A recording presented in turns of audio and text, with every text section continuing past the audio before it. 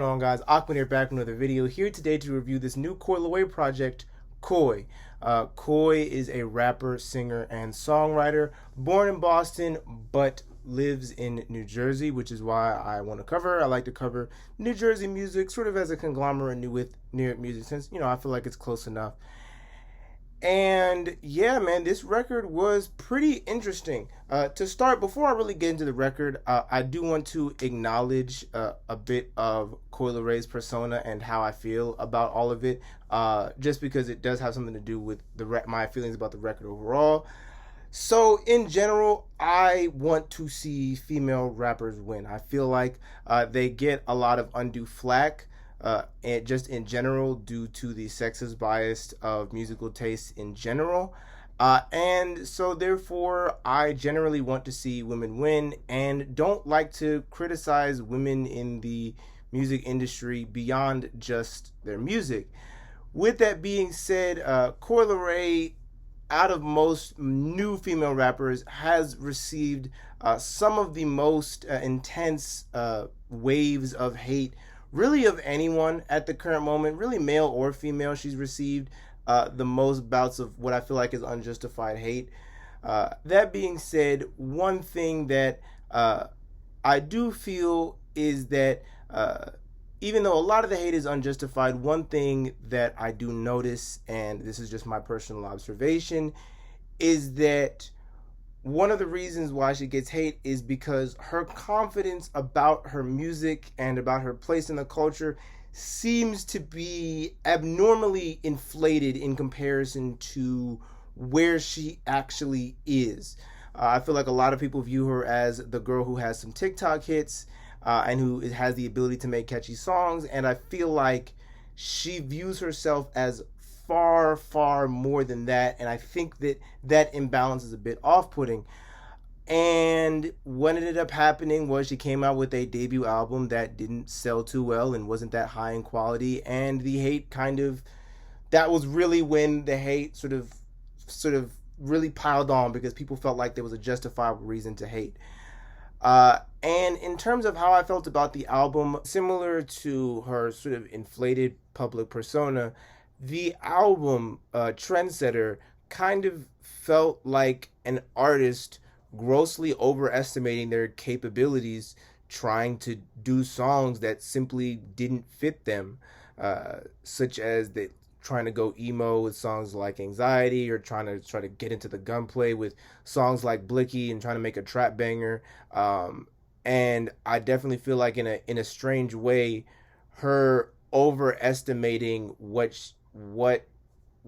she was capable of and her place in the culture kind of translated into an album that felt like a lot of trendy and typical song ideas that were not fully executed because she didn't quite have the ability to execute those song ideas. And so for the next record, I was hoping that she would take it step back a little bit, become a little bit more focused sonically, and really hone in on what she was good at. And I am very happy to say that that is exactly what she did, and this makes for one of the strongest records this year, in my opinion. Specifically, Coi Leray honed in on her ability to make fun dance music and did a wonderful job of having enough focus to have an album centered around dance music without the songs becoming repetitive, which is something that I think is really, really impressive. So let's get into it. To start with the writing, I think this was the weakest portion of the record, and honestly, this was just okay. I'm gonna give it a good. It's definitely markedly improved from her last record, but I still feel like she's not really digging deep. The verses don't really have that much punch to them, and they aren't all that compelling, if I'm going to be honest. She sort of has these short stories about things that she's been through, but nothing that really pulls at the heartstrings, and she kind of just states the events as they happen, with this tone that makes it sound like I'm over it, I don't care anymore.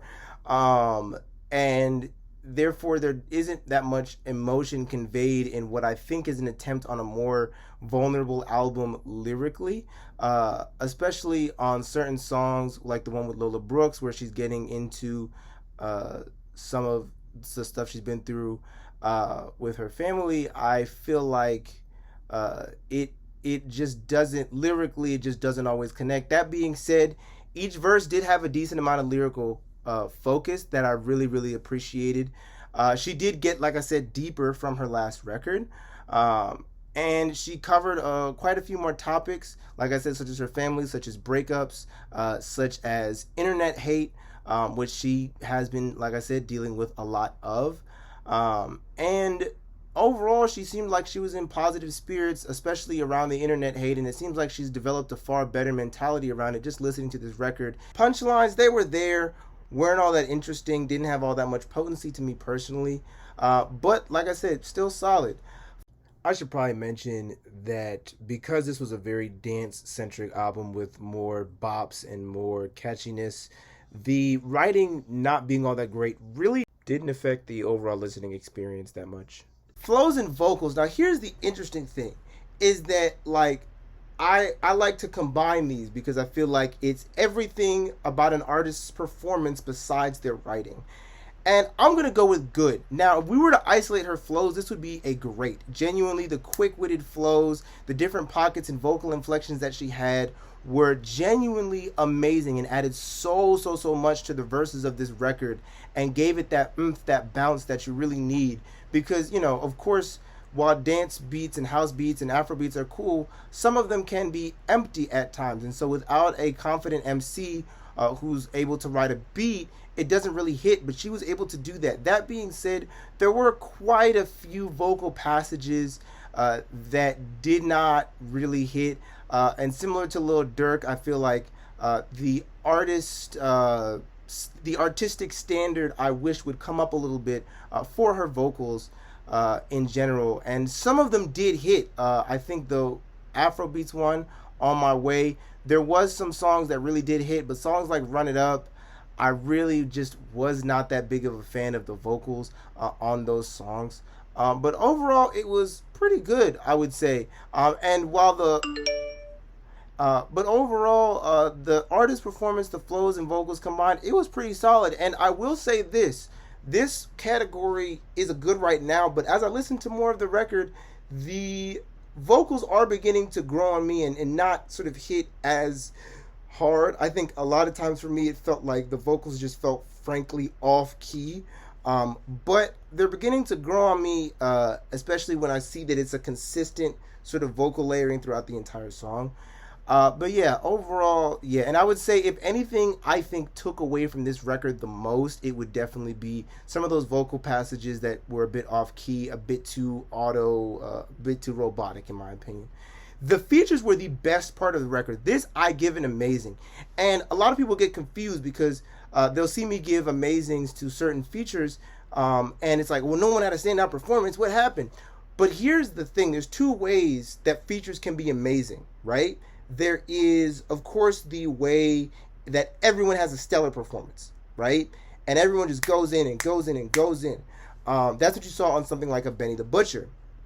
But there is the other kind of amazing features that you see on like a Conway or Tyler the Creator, especially. You see this a lot, where you place everyone beautifully, and that is, I feel like, what happens on this record. Nobody besides Giggs and maybe Lola Brooke really have a standout performance, but if you look at where everybody's placed, if you look at Saucy Santana, if you look at I think it's Skilla Bangs, everybody is placed beautifully in the exact vibe that they're most comfortable in, and they perform in that vibe.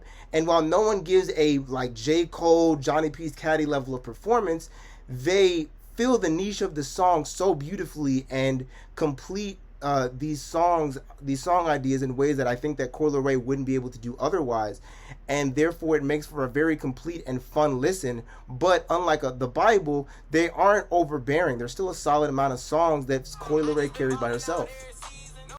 Next up, I wanted to talk about the production, and this I give a great to. I think this was really some great production.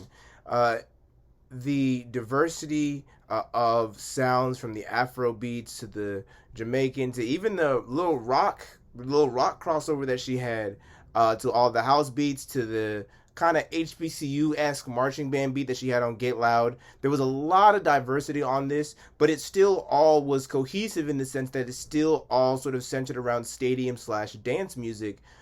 And so for the feat of, like I said, being cohesive while being diverse, I absolutely give this album props production wise. That being said, none of the productions were truly amazing.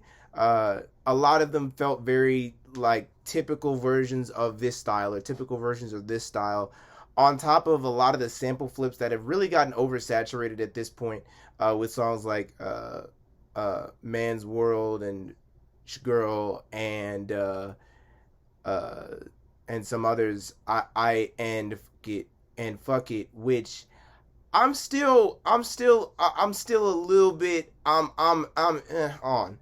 I think it's a good, I think it's a decent song, but like the lyrical content is like really raunchy and in a way that I don't feel like is enjoyable to like listen to. Um, and it like the roboticness with the sexual nature is just not something that I was personally really feeling. Um, and so and the samples weren't bad, mind you. It's just a lot of it sort of it very much showed that like while she has the ability to make dance music and make it well, originality when it comes to the production and layers and complexity kind of feel a bit out of her range a bit. Um, and like again, compare this to the way that Beyonce was doing her stuff, where there was like multiple samples, live instruments, many different sounds coming in, very complex and intricate beats. I don't think that this production quite had the oomph of something like that, which is why it remains that great. That being said, the production choices, just that again, that ability to be diverse but also cohesive was very impressive, and I feel like felt like a good quality beat of every single kind. So the Jamaican beat was a good Jamaican beat. The Afro beat was a good Afro beat. Everything, the sample beats, they were solid sample beats. The house beats, everything was solid. So yeah, overall, I would definitely give it on the production. Right, production and creativity. I'm gonna give it a great though. I do feel like what she accomplished on this album, production wise, was very very impressive. And I think that out of everybody, and this is kind of where I get into the title, I think out of everybody who's doing dance hall house crossovers, I think that she has done this the best in the modern era. I know Azalea Banks was doing it way before everybody. Chill, you ain't got to comment, calm down. But going to the title a little bit, I think that, honestly, Nevermind walked so that this album could run, essentially. And I feel like I could tell that production wise, she put a lot more effort into this project, to make sure that it actually had a bounce to it, to make sure that it actually had solid rhythm to it, right? And so, yeah, overall, that was super, super fun to listen to. And yeah, with that being said, let's move on to the musical execution. And again, this was a great, man. This was great. Most of the songs I could bounce to. Most of the songs, you could get into, and a lot of the choruses were really sticky and fun. The rap verses, because of the flows being so strong, the rap verses really packed a punch, and were easy to just kind of nod your head to and dance to. And like, I think throughout this year, I've been definitely looking for more albums that I can just sort of casually bump. There's been a lot of what I feel like is either mediocre projects or projects that are like with lo-fi and very like underground aesthetics. And I'm looking for that kind of fun, just bumpable, casually bumpable album. And this very much scratches that itch. And so, yeah, overall, and when it comes to the musical execution, what I think is really impressive is that there was a vision that I could tell that was there, and she fully saw the vision through. I don't, none of these guys from New York, but if you listen to Scare the Hose, I would also give that musical execution a great. Why? Because there was, even though it was insane and bonkers and all these sounds, there was a vision that they had. And I feel like similarly here, there was a vision that she had that she executed very, very well. And I feel like mostly to the most part to the best of her ability, right?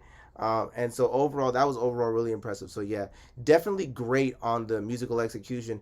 And overall, I'm kind of mixed, but I think like when I look at all of the things that I'm talking about, I'm gonna make say this album is great, man. Genuinely, I think this is actually a great album. Jake, let me know what y'all think of this in the comment section below. And peace, y'all.